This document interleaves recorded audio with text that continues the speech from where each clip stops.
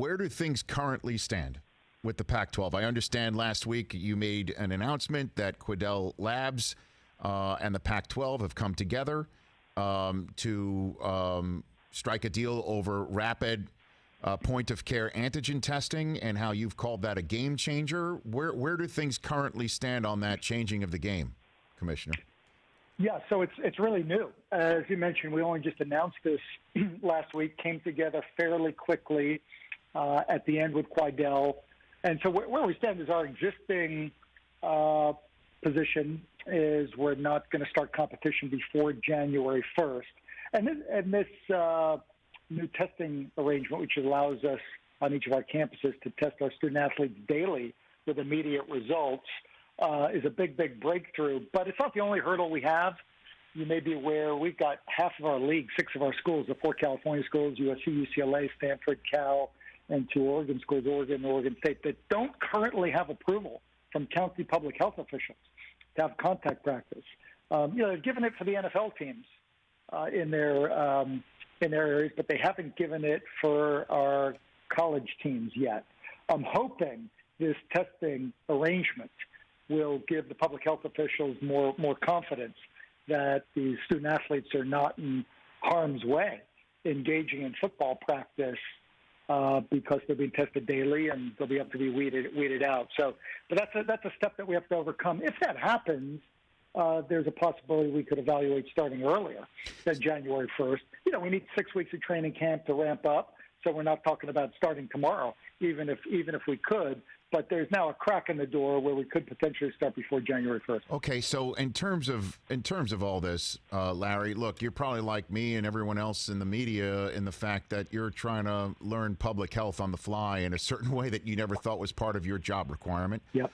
But how does this point-of-care testing change anything? I mean, does it catch asymptomatic? Does it? Where would you put it? I mean, would you put it in facilities? Would you actually put it in stadiums?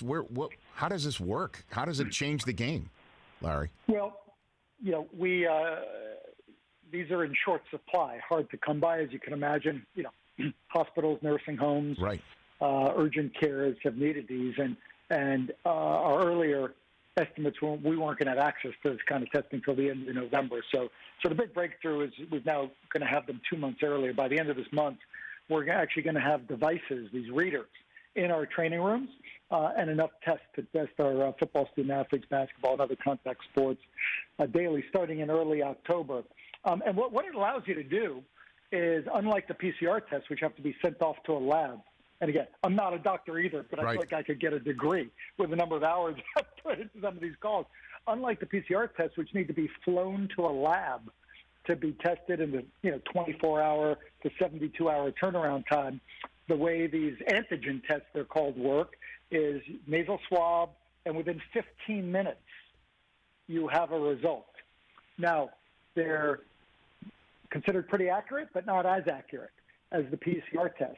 But by taking them every single day and getting the immediate result, it's believed that there's a much higher degree of confidence you will keep anyone that's got the virus from practice. This is going to also be done in coordination with a research study, because there's just not a lot of data on this. It's also new, right? To actually prove. And so we'll still do PCR tests on our student athletes, because it's a research with Quidel to answer the question you just asked. Can this type of testing algorithm every day with immediate results do a better job at weeding out asymptomatic and symptomatic positives compared to what's in the current standard, which is this PCR test every few days with the delayed results? So we're going to, hopefully, we can prove that this works, because it may then be a pathway to, kids getting back to school, getting back to work, the economy getting back in different ways, because this study doesn't exist. Well, I had a couple of Mondays ago, Stanford head coach David Shaw on my show, and I asked him if he thought that the Pac-12 made the right decision on pushing football. He said the word unequivocally. Now, put that together with this testing. Do you think that it's already moved the needle with coaches and potentially school presidents within the Pac-12 to rethink this decision? How quickly, I know this is 2 questions, but how quickly can you get back on the field have opinions already changed?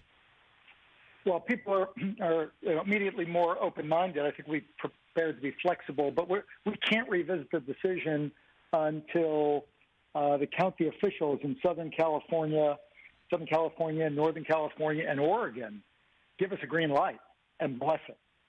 So we can move pretty quickly after that. But, I was on a call already this morning with football coaches at our working group, just, starting to look at some modeling.